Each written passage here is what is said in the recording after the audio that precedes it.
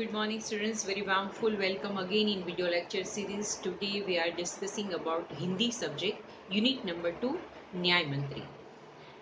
आज हम ये न्याय मंत्री कहानी के बारे में बात करेंगे।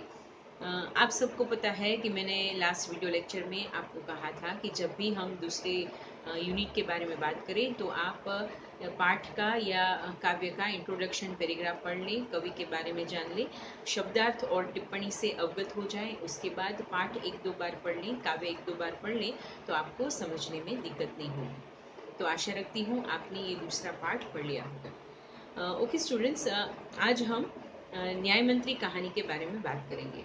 ये कहानी इतनी रोचक है कि अगर हम वर्गखंड में होते तो इसका नाट्य रूपांतर भी कर सकते थे, लेकिन कोई बात नहीं, वीडियो के माध्यम से हम इस कहानी को शेयर करेंगे।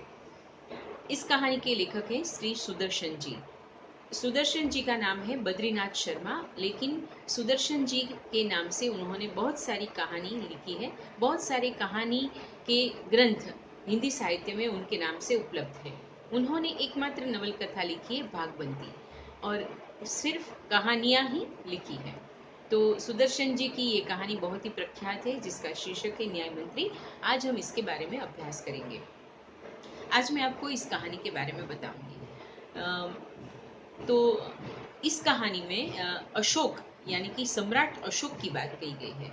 हमारे पूरे भारतवर्ष में ऐसे बहुत सारे न्यायप्रिय और प्रजावत्सल राजा हो गए हैं, जिन्होंने हमेशा प्रजा का सुख और सुविधा सबसे शिरमौर्य रखा था। तो ऐसे ही एक न्यायप्रिय राजा थे अशोक। आपने अशोक के बारे में बहुत सारा इतिहास में और साहित्य में पढ़ा होगा। आपने अशोक की जीवनी पर बनाई गई सीरियल्स भी देखी होगी। तो इसी सम्राट अशोक की बात इस कहानी में की गई है। तो कहानी का जो हार्द है, जो कहानी के का विषय है, वो इस तरह से है कि एक बार सम्राट अशोक एक अच्छे न्याय मंत्री की खोज में निकले हैं। तो रात को एक व्यक्ति के घर जाते हैं, उसका नाम है शिशुपाल। वो बहुत ही विद्वान ब्राह्मण है। तो उसके घर वेश परिवर्तन करके जाते हैं एक अतिथि के रूप में, और पूछते हैं कि क्या मुझे आज रात को यहाँ पे आश्रय मिल सकता है।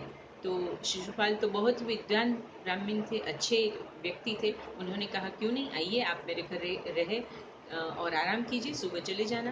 तो सम्राट अशोक अपने आप को एक अतिथि के रूप में शिशुपाल के घर पे लेके जाते हैं। खाने पीने के बाद रात को जब चर्चा होती है, तब शिशुपाल उसको कहते हैं कि अगर मैं अशोक के राज्य में न्याय मंत्री होता तो राज्य व्यवस्था बहुत ही सुंदर और सुशासित होती।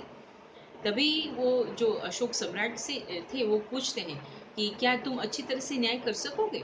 तो शिशुपाल ने कहा हाँ, क्यों नहीं, न्याय करना, तटस्थता से न्याय करना, सिद्धांत से न्याय करना, वो तो मेरी विशेषता है। मैं बहुत ही तटस्थ और न्यायपूर्ण व्यक्ति हूँ। अगर मुझे राज्य में न्याय मंत्री बनने का मौका मिले तो मैं पूरी राज्य व्यवस्था, पूरी सुशासन कर दूं और पूरे राज्य में शांति की स्थापना कर दूं, और सभी सुख से रहे, आराम से रहे, संतोष से रहे। तो सुबह हुई तो अशोक सम्राट चले जाते हैं। फिर शिशुपाल को राज्य से नोट आता है कि आपको सम्राट ने मिलने के लिए बुलाया है। अब शिशुपाल के मन में तो बहुत ही चिंता उमड़ रही होती है कि क्या हुआ, मुझसे कुछ गलत हो गया, या वो जो कल रात को अतिथि आया था उसने कुछ राजा को समझा दिया, क्या हुआ। वो ऐसे ही शंका से जब राजा के महल में गए तो आश्चर्य हुआ, सामने जो बैठे थे वो सम्राट अशोक थे, जो कल उनके घर आए थे। तब सम्राट अशोक ने उन्हें बोला, शिशुपाल, कल जैसे हमारी बात हुई तो क्या मैं आपको न्याय मंत्री नियुक्त कर सकता हूँ, क्या आप मेरे राज्य में न्याय मंत्री होंगे। तो शिशुपाल ने सहर्ष वो बात को स्वीकार दी और कहा क्यों नहीं, मैं बहुत ही सुशासित राज्य शासन व्यवस्था संभालूंगा और आपको कभी भी शिकायत का कोई मौका नहीं मिलेगा। अब सम्राट ने अपनी राजमुद्रा दी, न्याय मंत्री बना दिया शिशुपाल को। अब पूरे राज्य में बहुत ही सुशासित व्यवस्था होने लगी, सभी को अच्छी तरह से न्याय मिलने लगा, सभी खुश हो गए। छोटे बड़े ऊंच नीच कोई भेदभाव नहीं, सभी के लिए एक जैसे ही नियम, एक जैसा ही न्याय। ऐसा सिद्धांतवादी न्याय मंत्री पाकर लोग तो बड़े खुश थे। पूरे राज्य में शिशुपाल की वाहवाह होने लगी। अब एक दिन क्या हुआ कि एक पहरेदार की हत्या हो गई राज्य में। अब शिशुपाल का नियम था कि हत्या, जो भी हत्या रहा हो, जो हत्या करता है उसे फांसी की सजा दी जाए। अब जैसे किसने हत्या की, क्यों हत्या की, ऐसे संशोधन करते हुए पता चला कि ये हत्यारा तो खुद सम्राट अशोक है। तो भी शिशुपाल ने बिना डरे हुए अपना काम करने की, जो उन्होंने निष्ठा से काम करने की प्रतिज्ञा ली थी, उस हिसाब से वो दरबार में गए और उन्होंने अपने सिपाही को कहा कि राजा को पकड़ लो, उसको हथकड़ी बना दो, क्योंकि हत्यारा वही है, राजा सम्राट स्वयं, उसने हत्या की है। अशोक तो अब आश्चर्य में हो गए।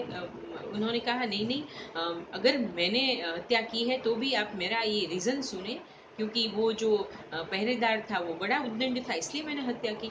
शिशुपाल ने कहा नहीं, मैं आपकी कोई बात नहीं सुनूंगा, आप राजा है तो क्या है, न्याय तो सबके लिए एक है। और उन्होंने फिर